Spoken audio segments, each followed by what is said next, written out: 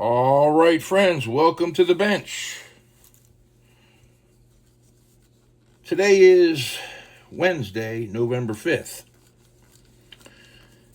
Not this past Saturday, the Saturday before, I was flipping through YouTube, and I come across an auction, and it was the end of an auction that the original Adam Hertz was involved in, and you heard none other than the voice that you would all pretty much recognize, Mayor, in the background. On the auctioneer block was the last item, and naturally it was an HO scale slot car, and I was only tuned in for a little amount of time. I didn't catch all of the skinny on the situation, what the auction pertained to, but from what I gather, it was a child with a health condition. All proceeds were going to that. So I said, well, I'm going to bid, and I'm going to bid to win. Especially when it comes to a child, and you can do something, you can do some good at least. All proceeds going. So the item that was going, it was already on the auction block as they were talking, Adam, and you heard Mayor in the background. The item up for bid was a Viper V1 chassis, and I'm not sure if a 13-year-old boy had built the car and run the car. And Mayor was in the background at a Hopper event. I almost swear I heard him go, a national Hopper event, with that distinct voice. So that really didn't matter. None of that mattered. I don't know. But I figured it'd be a cool car to purchase and see what the deal is with a 13-year-old kid's build. So I did. Now, this video is not to slam anybody whatsoever, including myself. I'm not going to slam myself naturally. Oh, no. Or the car that I purchased. But we are going to dig into the car to see what it's all about. I did email Adam. I said, hey, when you send a car, can you send me all of the information pertaining to the charitable contribution, what the cause was?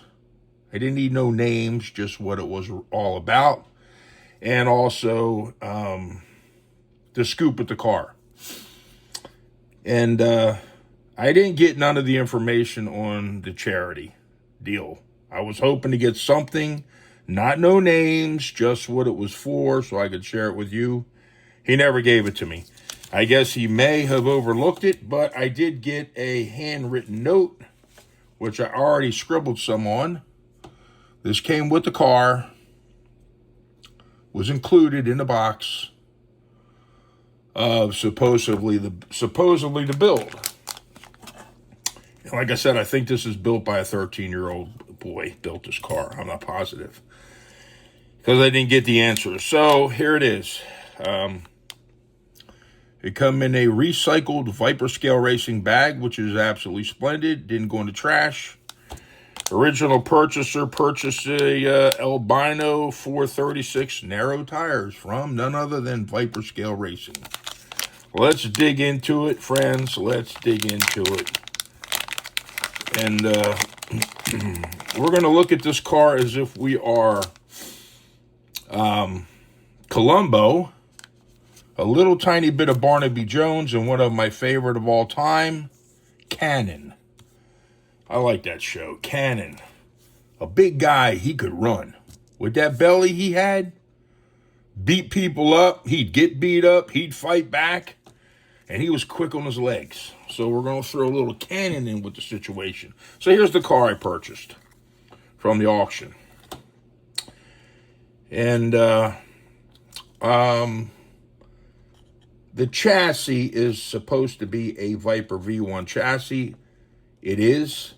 Supposed to have Viper Pro 10 motor magnets, Pro 10 winged traction magnets, a 2.4 ohm Ronda wind armature, BSRT end bell, gold end bell, Viper electricals, BSRT 23 tooth crown gear, Viper 7 tooth pinion, and then under that it says bodies, bullets, and tires, and can't decipher that.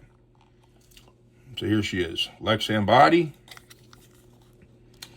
We'll take that away and put that aside, and here is the chassis. First thing I noticed is it was not pinned, was not even drilled, which is okay. But you put some pins in the rear, and it will definitely help the rear axle from coming out during a hard crash. But hey, you don't have to pin the rear end. Overall, you could tell that the chassis was really running on the rails, rubbing hard on the rails of the track. Very hard. And heavy on the heel of the pick-em-up shoes. Let's see how she sounds. I have not oiled it.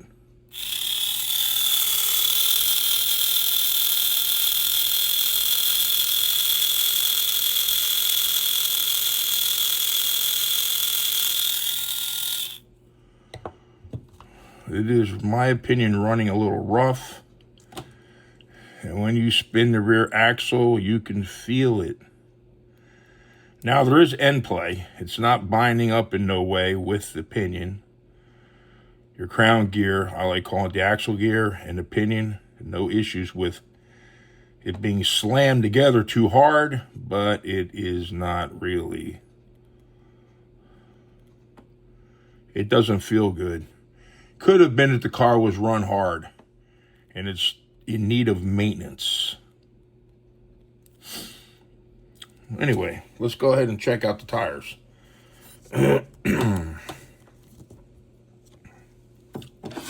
Rear tires are your sponge silicone coated.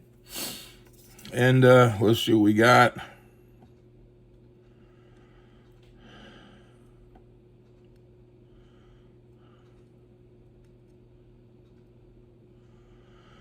I would say we have 436. And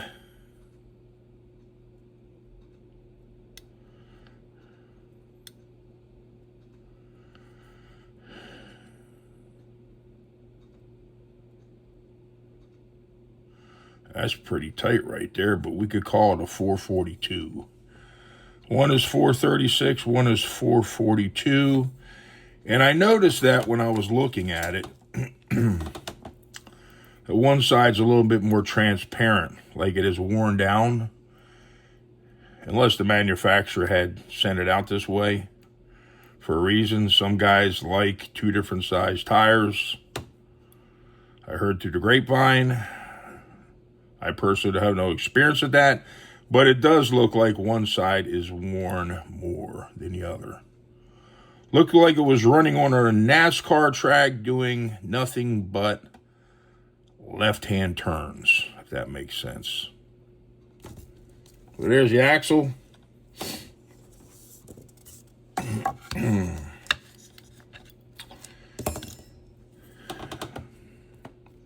Does have an independent front end.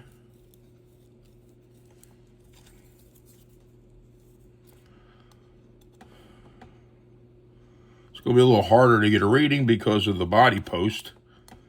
We'll do the best we can do.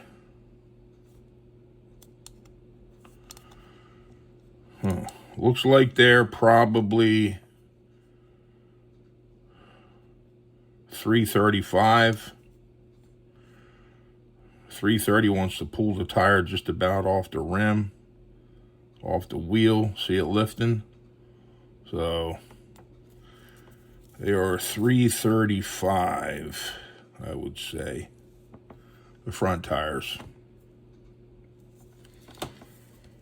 All right, so we're supposed to have a BSRT gold end bell, and I noticed this when I opened the box up and looked at the car. I have not torn the car apart at all, but you can notice the end bell right away.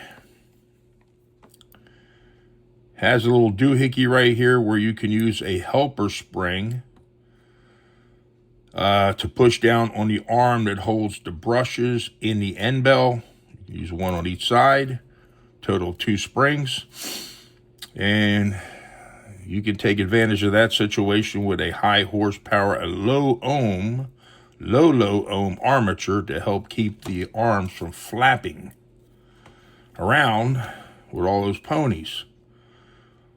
So BSRT, from all I gather, they don't make this. This is a Viper Gen 4 end bell, which is terrific. I prefer Viper Gen 4 over a BSRT. Please, baby, please, if you know what I mean, jelly bean. So I did mark that down. It doesn't have a BSRT end bell. It has a Viper.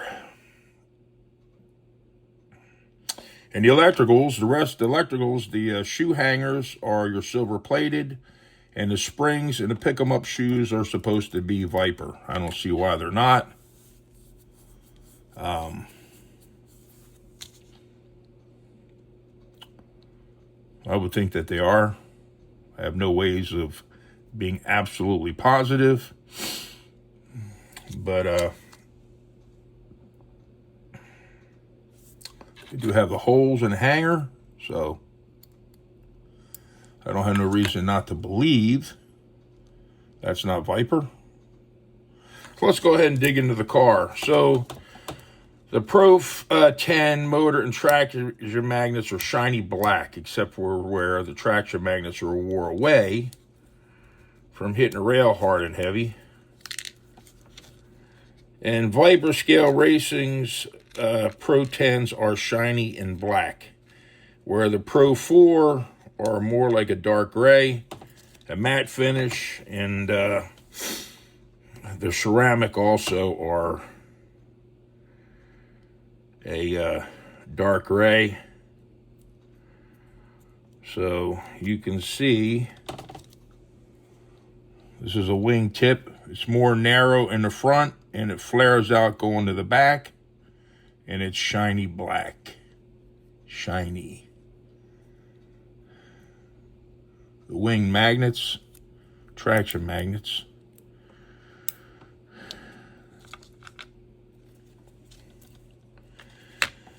And let's pull the motor out while we're at it.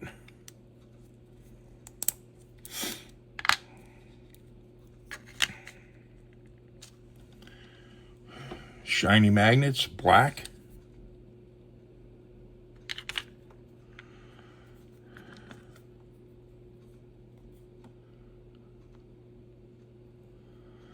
I don't see no reason why these aren't Viper Pro 10. We're not going to put them on the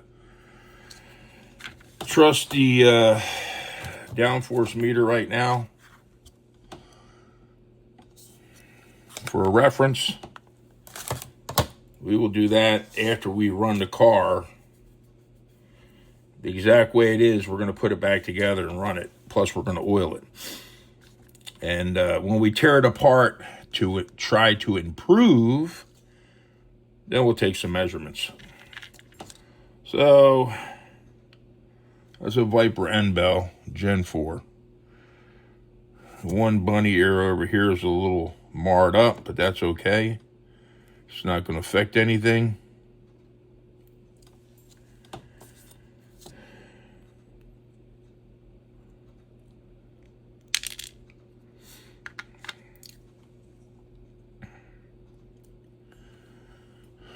Armature, very good. I mean, not the armature, the end bell, very good condition.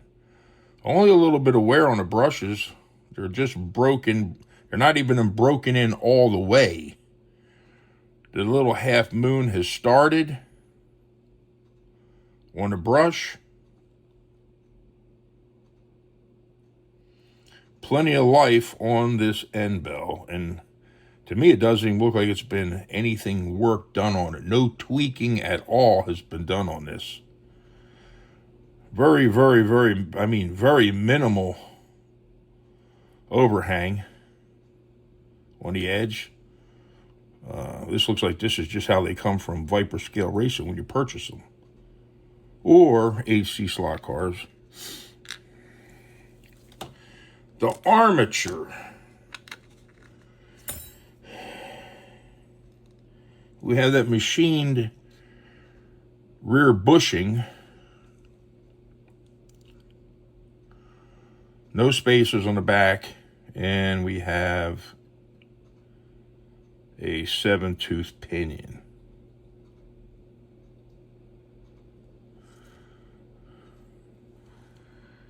I'm not doing no measurement on the spacer on the front of the armature. What I am interested in is the armature, if it is a Ronda wound armature. I'm not pulling out an ohm meter right now. To be honest with you, my ohm meter is terrible. I threw it in the garbage. I need to pull one up from the garage. The one I usually use is sitting pretty in the trash can up here.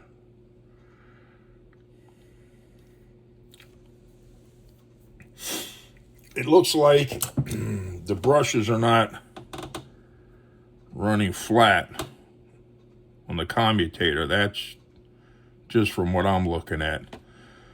So when I put the car back together and run it, when we tear it apart next time, we will hone the brushes on the end bell. We will do that. And the commutator is actually clean. We'll go over that a little bit and make sure everything is good. It's like railroad tracks in some spots where the brushes are hitting, not laying flat. That's just my opinion. This is only my opinion. Now, the Ronda wound armature, I don't know anything about this hardly at all, except for a little I read. Supposedly a Ronda wound, the way the ohms is controlled is by the size of the wire and the amount of foot used of the wire. But a regular wound armature in our hobby has one wire, one piece of wire wound, however many foot, where a Ronda uses two in each segment of the armature. That's from what I read. I had to read that to find that information out. You can correct me if I'm wrong. A Ronda armature has more torque and a lot more top end. And I think one of the downfalls, it gets hotter compared to a conventional wound armature. I'm no expert. I'm going to say it again. I'm no expert. I read that. The only thing is, I would have thought the sleeve that the commutator pressed on with having more heat would have been a Bakelite material. It looks like it's nylon. It's just nylon, not a Bakelite material at all. I would have thought for the significant more money you're paying for a Ronda wound armature, it would have been Bakelite. But I could be wrong. I mean, I'm not saying I'm perfect about this. I thought that's what they would have used. It is epoxy coated on the top and on the top part of the windings, not all the way throughout the entire winding on the armature, and not on the bottom side. No epoxy. Only on the top side.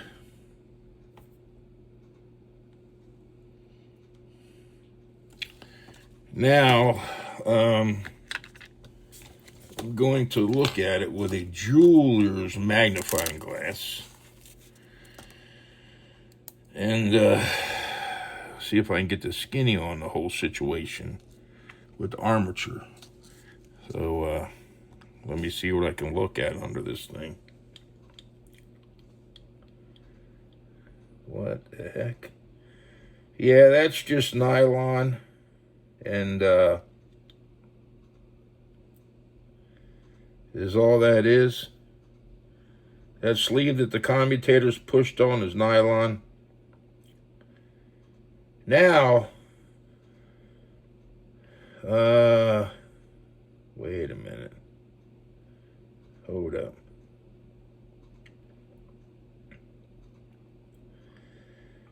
I can't tell.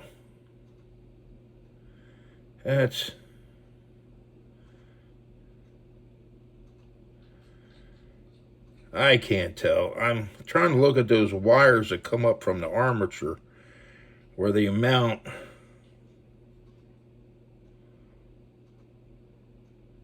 onto the bottom of the commutator where the connection is. It only looks like, to me, that's one wire.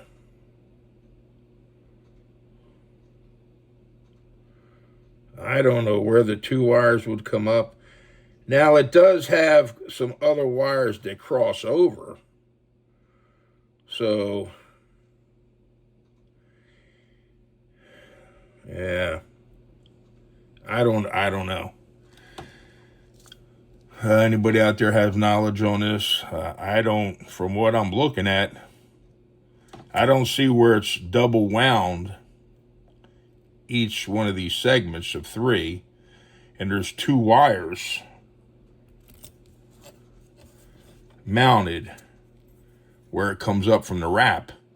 Now, there is an additional wire coming over soldered on also. So there is 2 wires soldered, but not 2 wires coming up from the wrap. So I guess this is not a Ronda wound armature, is what I'm guessing. It's a balanced armature. Not sure if it's a 2.4 ohm. We'll have to test that at another time. That's what I'm looking at. You can correct me if I'm wrong. So I don't know. It probably, from my readings, it's probably, if it says it's supposed to have 2 wires coming up from the wind, the way it's wrapped, you know, you got 1 wire being wrapped, you double the wires and double wrap them, however that works. That's how I deciphered it all. Correct me if I'm wrong, but from what I'm looking at, under the jeweler scope, it's not a Ronda wound armature. And I would think they would have used Bakelite that the commutator would be pressed on. That's just what I think. So I don't think it is a Ronda wound armature. So, again, this was a donation. None of this really matters.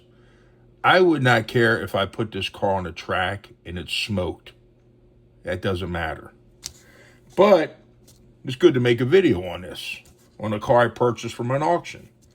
You know, I could put this car on the track and the armature could burn up. Oh, please don't damage my new track, though. But I wouldn't care. This is just to see what is in the car, how it was built compared to how the notes are. That's all. That's it. And you know, a 13-year-old kid, if he built a car, he did the best he could do. He did the best he could do. If he wrote down this, he wrote down what he believed was in the car. So I think all that is pretty cool. Now, if he purchased the car from somebody who built it, shame on them. If they told him what was in the car and it wasn't. But regardless, the monies went to a good cause. So that's important. We're just going to put it back together and we'll go from there. I was interested in taking it apart, Sounds like it's running a little tough, like it definitely needs some maintenance. In a way of probably, I would just replace the, again, I call it the axle gear. The axle gear and the pinion gear with new. I would definitely do. Did I get that in there? Yeah. No, I didn't. All right.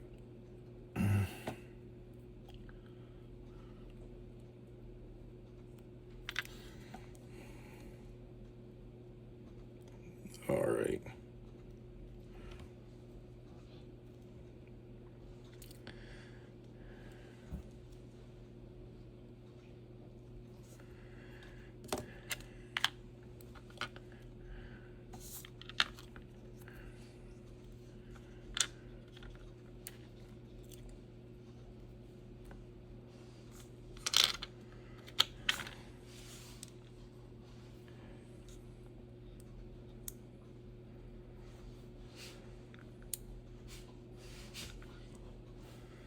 My dog's over there making all kind of noises.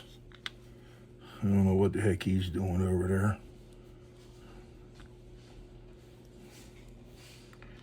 But I do know he needs a bath. And he needs to get a bath today. That's for sure.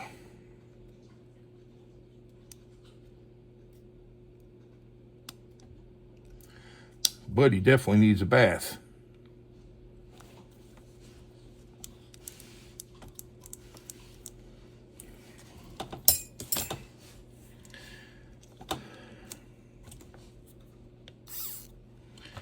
All right, so I picked up some of this fancy oil. It's been a while ago. Stevie over there at BS Slot Cars was bragging how he found the world's slickest oil. The oil is so good that he has to purchase new tires for his big boy slot cars on a pretty much steady basis because these tires, super sticky new tires, cannot stick to the track because of this oil. Top secret, but he shared it with all of us, and I figure if Stevie said it, I believe him. So I'm going to test it out, and this is for Stevie over there at BS Slot Cars. Thank you, Stevie. Lucas Fishing Reel Oil. So not only can you use it on your fishing reels, this is spectacular stuff for your slot cars. This is actual real dinosaur juice, not synthetic, real petroleum product with additives, and would imagine a little bit of dye to make it blue. You can find that literature at Lucas Oil Products, their website. And I'm not going to lie, I have tried this on other cars, and it is a good oil. So Stevie did not fib about that. As far as the tires smoking and wearing them out and all this other stuff, grease lightning cars so fast you can barely see them, I made that up. Stevie never said that, but it sounded cool. And Buddy's shaking over there like a madman. Stevie never said that. That was my gig. I threw that in there. Sounded pretty good, though. Hopefully Stevie enjoyed that. That sings pretty good. Lucas Fishing Reel Oil. I'm going to give this stuff a shot for a while to see how it works out.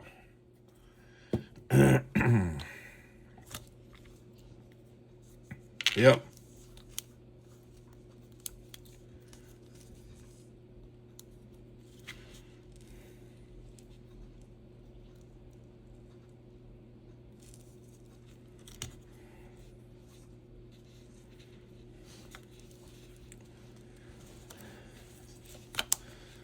Again, Stevie never said any of the extra mumbo jumbo that I threw in there about the Lucas oil product.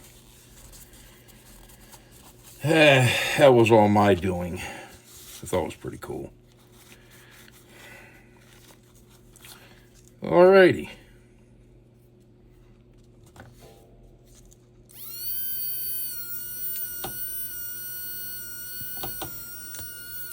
Sounds good. Put the axle back in. You can just feel that. It's not real smooth. I mean, we do have, I guess you would say it's a low ohm, mid ohm armature and powerful magnets. But it's just a little too choppy. A little bit too choppy.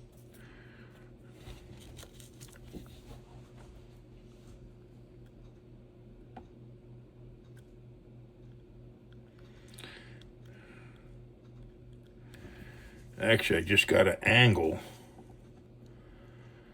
of the pinion gear where it looks like it is chewed up a little bit. That is the problem with that situation. Again, Stevie over there at BS Lock Cars recommends this oil, so I am giving it a shot. I've actually been testing it for a little while, even when I had my other track up and going, and I wanted to give it a fair shot before I mentioned it to you folks. So when Stevie put that out there, it's been a couple months back when I still had the old track up. I was testing that oil to see what it was all about, and I figured before I opened my mouth and flapped about it, I wanted to give it a fair shot. And it is good oil, believe it or not. But, there's always a but. That's your decisions to make if you want to give it a shot. See, that's not, you can hear that. Those gears are not happy. We're still going to run it that way when we take it for a run. I'm hoping that will be, I can run some cars on Saturday. Now, I won't have all my controllers. I'll have my one controller.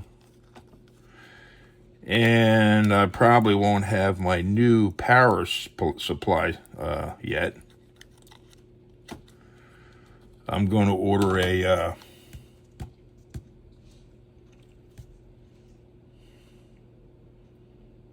it's a 20 amp power supply. I think it can go up to 30 volts. I can't control that part. And I believe it's 20 amps. All right, friends, with that said, that's it for this video. I'll use my old power supply, which I have here. I'll only be running one lane. And it's good for, I think, 30 volts, and it's only good for 5 amps. But that'll get us through one lane of running. For testing purposes only. Hopefully, I hope Saturday that will happen. With that said, friends, until next time.